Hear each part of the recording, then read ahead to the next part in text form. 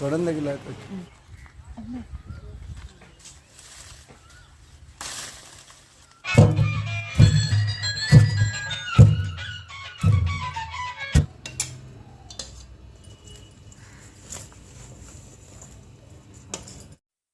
Hi అండి, hello అందరికీ నమస్కారం. నేను డేలో కొద్దిగా ఖాళీగా ఉంటే ఆ టైంలో ఎలాంటి పనులు చేసుకుంటానో ఈ వీడియోలో నేను మీతో షేర్ చేసుకున్నానండి. అంటే నేను ప్రతి వీడియోలో ఒకే రోజు చేసుకున్న పనులన్నీ మీతో షేర్ చేసుకుంటా కదా. కానీ ఈరోజు మాత్రం ఒక 2 రోజులు చేసుకున్న పనులు, అంటే ఖాళీగా ఉన్న టైంలో నేను చేసుకున్న పనులు మీతో నేను షేర్ చేసుకున్నాను. ఈ వీడియో కొద్దిగా స్ప్రెడ్ అవడానికి ఒక లైక్ చేయండి, మీకు నచ్చితే కనుక ఒక మంచి కామెంట్ చేయండి. ఇక నెక్స్ట్ వీడియోలోకి వచ్చేస్తే, ఇప్పుడు మీరు చూస్తున్న ఈ వీడియో నేను మంగళవారం మీతో షేర్ చేసుకున్నా కదా, మనీ సేవింగ్ వీడియో. ఆ రోజు అంటే నేను మండే ఈవినింగ్ ఫంక్షన్కి వెళ్ళాను.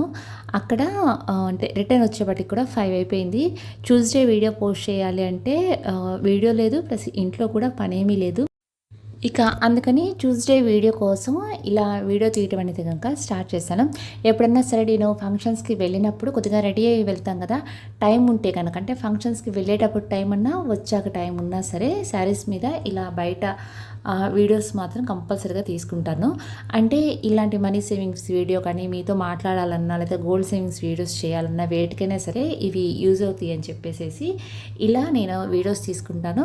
అది కాక ఇంట్లో పనులతో స్పెషల్గా రెడీ అయ్యి ఇలాంటి వీడియోస్ తీసుకోవాలంటే కుదరదు కదా. అందుకని ఫంక్షన్కి వెళ్ళేటప్పుడు కానీ వచ్చేటప్పుడు కానీ ఏదైనా టైం ఉంటే మాత్రం ఇలా వీడియోస్ తీసేసుకొని ముందు సేవ్ చేసుకుంటాను. ఆ టాపిక్స్ వచ్చినప్పుడు మాత్రం ఈ వీడియోస్ తీసుకొని నేను యూజ్ చేసుకుంటూ ఉంటాను. అన్నట్టు ఇప్పుడు మీరు చూస్తున్న ఈ వీడియో అంటే money saving video last Tuesday నేను పోస్ట్ చేశాను కదా, ఆ వీడియో లింక్ నేను డిస్క్రిప్షన్లో ఇస్తానండి. మీరు ఎవరైనా మిస్ అయ్యి ఉంటే ప్లీజ్ చెక్ చేయండి. ఇదే కాదండి, ఏదైనా వీడియో కనుక, అంటే లాస్ట్ వీడియో కనుక మీరు మిస్ అయ్యి ఉంటే కనుక ఈరోజు నేను వీడియో చేస్తుంటే కనుక ఆ వీడియో లింక్ నేను డిస్క్రిప్షన్లో ఇస్తాను, ఒకసారి మీరు చెక్ చేయండి. ఇక నెక్స్ట్ బుధవారం అండి. అక్కడ నేను ఒక ఫంక్షన్కి వెళ్ళానంటే బుధవారం రోజు ఫంక్షన్కి వెళ్ళాను. వాళ్ళ ఇంట్లో ఇలా మామిడి చెట్టు ఉందండి. నేను వాళ్ళని అడిగి అంటే ఒక 4-5 మామిడికాయలు కోసుకున్నాను. మామిడికాయ పచ్చడి పెడదాము అని చెప్పేసి అది తీసుకొచ్చి ఇప్పుడు అంటే నెక్స్ట్ డే గురువారం పూట ఈ మామిడికాయ పచ్చడి అనేది స్టార్ట్ చేశాను. నాకు తెలిసి ఈ మామిడికాయలు ఇచ్చిన ఈవిడైతే కనుక కంపల్సరీగా ఈ వీడియో చూస్తారండి, ఎందుకంటే ఆవిడ మన ఫ్యామిలీ మెంబర్.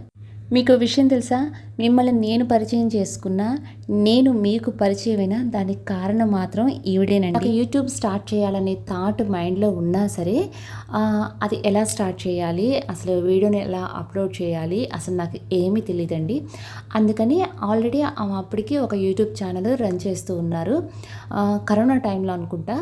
ఆవిడని అడిగి నేను అంటే కొన్ని విషయాలు మాత్రం తెలుసుకున్నాను. ఇప్పుడు ఈ విషయం కనుక ఆమె వింటూ ఉంటే కంపల్సరీగా మెసేజ్ చేస్తారు అనుకుంటున్నాను. డైలీ వీడియోస్ చూస్తారు కానీ మెసేజ్ అయితే చేయరు, కానీ ఇది చూసి మాత్రం మెసేజ్ చేస్తారు అని అనుకుంటున్నాను. కంపల్సరీగా ఆవిడని మీకు పరిచయం చేస్తాను, కానీ టైం రావాలి కదా. టైం వచ్చినప్పుడు కంపల్సరీగా ఆవిడని అయితే కనుక నేను మన యూట్యూబ్ ఛానల్లో మీకు పరిచయం చేస్తాను.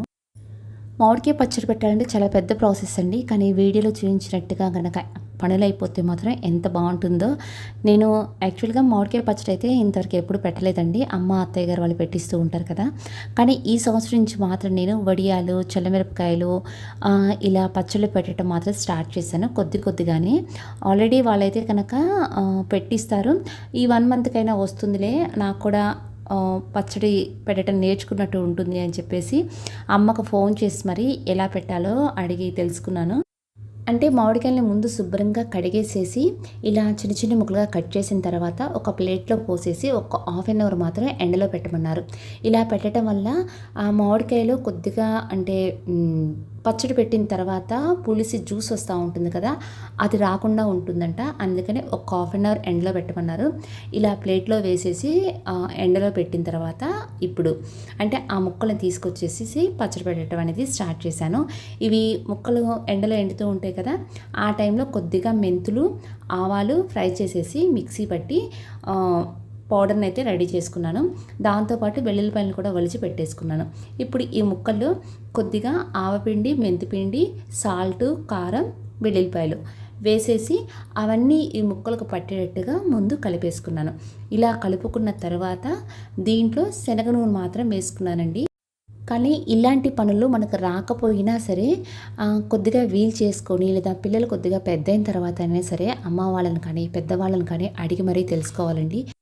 ఇలా వంటల విషయంలోనే కాదండి, శుభకార్యాల విషయాల్లో కానీ, ఇప్పుడు నేను ఈ మాట చెప్తే మీరేమైనా అనుకుంటారేమో, అశుభకార్యాల విషయంలో కానీ, వేటిల్లోనైనా సరే వాటికి సంబంధించిన విషయాలు కానీ, పెద్దవాళ్ళు పాటించేవి కానీ, మన ఫ్యామిలీ మెంబర్స్ ఫాలో అయ్యేవి కానీ, ఏవైనా సరే మనం అడిగి తెలుసుకోవాలి. ఎందుకంటే పెద్దవాళ్ళు ఉన్నారు కాబట్టి మనకు అవన్నీ చేసి పెడుతున్నారు. పద్ధతులు అవ్వచ్చు, సాంప్రదాయాలు అవ్వచ్చు, ఏవైనా సరే ఫాలో అవుతున్నాం మనం.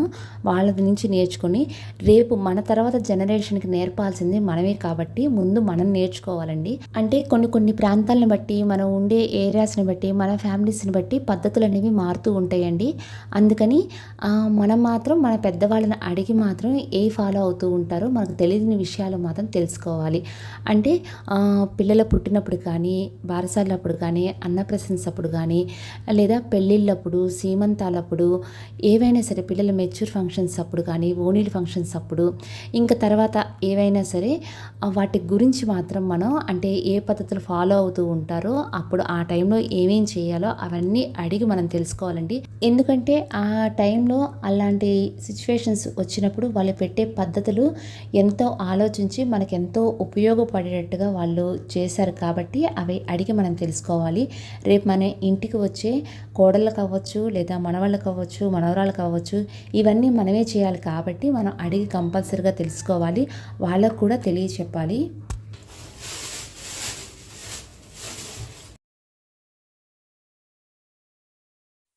ఇప్పుడు ఈ గిన్నె పక్కన కొద్దిగా ఆయిల్ కారుతూ ఉంది చూసారా, అదైతే కనుక ఆయిల్ ప్యాకెట్ కట్ చేసి నేను పక్కన పెట్టేసి వీడియో చేస్తూ పచ్చడి కలుపుతున్నా కదా, నేను చూసుకోలేదు. ఆయిల్ మొత్తం కారిపోయిందండి. అంటే గ్యాస్ కింద సింక్లోకి గ్యాస్ పైప్ ఉంటుంది చూసారా, అక్కడ హోల్ ఉంటుంది, దాంట్లోకి మొత్తం కారిపోయింది. ఇంకా వీడియో అక్కడితో ఆఫ్ చేసేసాను. అంటే ఫ్రైడే నేను పోస్ట్ చేయకపోవడానికి మెయిన్ కారణం అయితే ఇదే. ఇంకా ఈ పచ్చడి కలిపేసేసి పక్కన పెట్టేశాను. ఇప్పుడు మీరు చూస్తుంది, మీకు చూపిస్తుంది నెక్స్ట్ డే రోజు నేను చేసుకున్న వీడియో అండి ఇది. అంటే మామిడికాయ పచ్చడి ఇంకా అప్పుడు అయితే కనుక జాడీలో పెట్టలేదు. ఆ పనంతా కంప్లీట్ చేసేపాటికి కూడా దాదాపు చాలా టైం పట్టింది. ఇంకా నాకు వీడియో చేసే ఇంట్రెస్ట్ లేకుండా అది పక్కన పెట్టేశాను. నెక్స్ట్ డే ఖాళీగా ఉన్నప్పుడు ఈ మామిడికాయ పచ్చడిని అంటే నిన్న పెట్టాను కదా, ఈరోజు తీసైతే కనుక ఇలా జాడీలో పెట్టేసైతే కనుక పక్కన పెట్టేశాను. కానీ ఫస్ట్ టైం పెట్టినా కూడా టేస్ట్ అయితే చాలా బాగుందండి. కొద్దిగా సాల్ట్ తక్కువైంది, సాల్ట్ అయితే వేసాను. అమ్మ కొద్దిగా పసుపు కూడా వేయమన్నారు, కానీ పసుపు వేయటం మాత్రం నేను మర్చిపోయాను. ఇక తర్వాత అంటే ఈ పని కంప్లీట్ అయిపోయిన తర్వాత నేను చేసిన పని ఏంటి అంటే మామిడి తాండ్ర మీకు ఐడియా ఉంటుందా? ఉంటుంది కదా. మామిడి తాండ్ర చేద్దాం అనుకున్నాను. ప్రతి సంవత్సరం పిల్లలకి ఒక చిన్న ప్లేట్ మాత్రం నేను ఇంట్లోనే మామిడి తాండ్ర ప్రిపేర్ చేస్తాను. ఇలా చిన్న రసాలు తీసుకుంటారండి, బాగా పండిన చిన్న రసాలు తీసుకుంటాను. రోజుకి 2 అయితే కనుక సరిపోతాయండి కరెక్ట్గా. ఈ చిన్న రసాలని అస్సలు వాటర్ టచ్ చేయకుండా ఇలా జ్యూస్ తీసి పెట్టేసుకుంటాను. ఇలా జ్యూస్ తీసిన తర్వాత దీంట్లో కొద్దిగా మీకు పీచుగా కనిపిస్తూ ఉంటుంది కదా, అది మొత్తం ఇలా కాకుండా మిక్సీలో వేస్తే కనుక ఇది మొత్తం చాలా స్మూత్గా అయిపోతుంది. మిక్సీలో అంటే ఈ జ్యూస్ మొత్తాన్ని ఒకసారి మిక్సీలో వేసేసి తర్వాత ఫిల్టర్ చేస్తే మాత్రం జ్యూసు పీచు లేకుండా చాలా స్మూత్గా ఉంటుంది.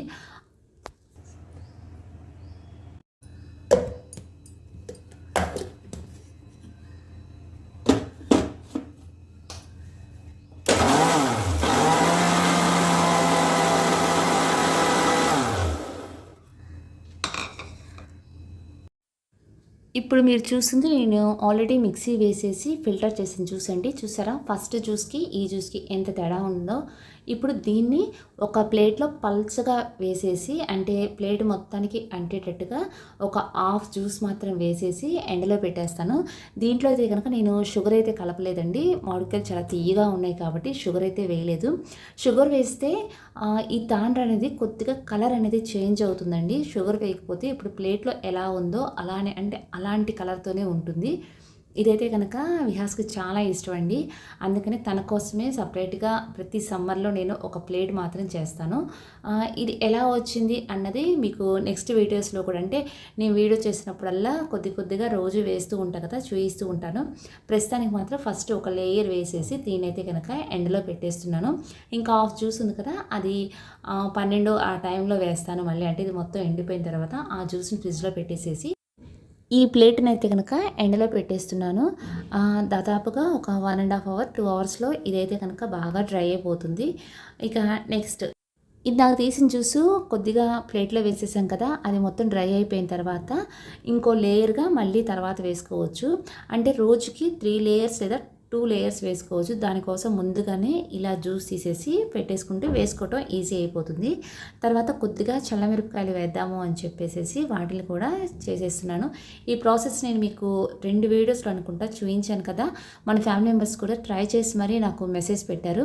విషయం ఏంటి అంటే వీడియోస్లో చూసి ట్రై చేసి మర్చిపోకుండా మళ్ళీ ఆ వీడియోలోకి వెనక్కి వచ్చి మెసేజ్ చేశారు చూసారా, దానికైతే నాకు చాలా హ్యాపీగా ఉంది. అంటే మీరు చెప్పిన ప్రాసెస్లోనే ఈ చల్లమిరపకాయలు నేను కూడా చేశాను, చాలా బాగా వచ్చినాయి, అస్సలు వాసన లేవు, టేస్ట్ కూడా చాలా బాగున్నాయి అని చెప్పేసి ఒక 3-4 అనుకుంటా నాకు మెసేజ్ చేశారు. మెసేజ్ చేసిన వాళ్ళందరికీ, అంటే మీ ఫీడ్బ్యాక్ ఇచ్చిన వాళ్ళందరికీ థ్యాంక్ యూ సో మచ్. మీరు కూడా ఒకసారి ట్రై చేసి చూడండి. ఇక్కడి నుంచి మాత్రం ఒక 2 మినిట్స్ అనుకుంటా, వీడియో మాత్రం అస్సలు స్కిప్ చేయొద్దండి. ఇది మన కోసమే ఇప్పుడు నేను చెప్పేది. ఇప్పుడు మీరు చూస్తున్న, అంటే నేను మీకు చూపిస్తున్న ఈ డ్రై ఫ్రూట్స్ మొత్తం మీరు తెప్పించుకొని ఉంచుకోండి. ఈ వీక్లో నేను నెక్స్ట్ వీక్ని దీంతో డ్రింక్ ఎలా ప్రిపేర్ చేసుకోవాలో మీతో నేను షేర్ చేసుకుంటాను. ఇప్పుడు నేను ఏమేమి చూపిస్తున్నానో మీరు క్లియర్గా చూసి అవి తెప్పించుకోండి.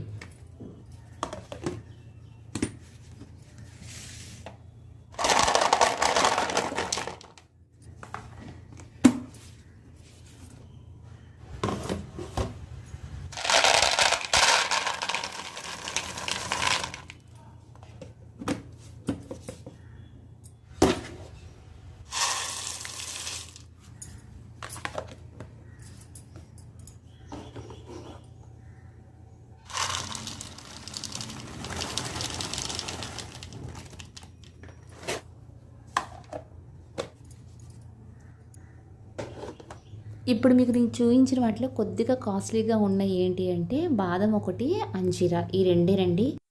వాటితో పాటు ఈ సీడ్స్ని కూడా తెప్పించుకోండి. అవేంటి అంటే పుచ్చగింజలు, శనగ్గింజలు, నెక్స్ట్ వచ్చేసి సన్ఫ్లవర్ సీడ్స్, చియా సీడ్స్, ఇంతవరకు తెప్పించుకోండి.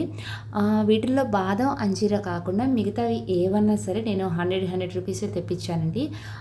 ఒక 100 గ్రామ్స్ తెప్పించుకున్నా సరే ఒక 1 మంత్ వస్తుంది మీకు. ఇప్పుడు నేను చూపించిన ఈ సీడ్స్ కానీ లేదా డ్రై ఫ్రూట్స్ కానీ ఇంకా ఏ డ్రై ఫ్రూట్స్లో కూడా వీటిలో ఉన్న బెనిఫిట్స్ అయితే మాత్రం ఉండవండి.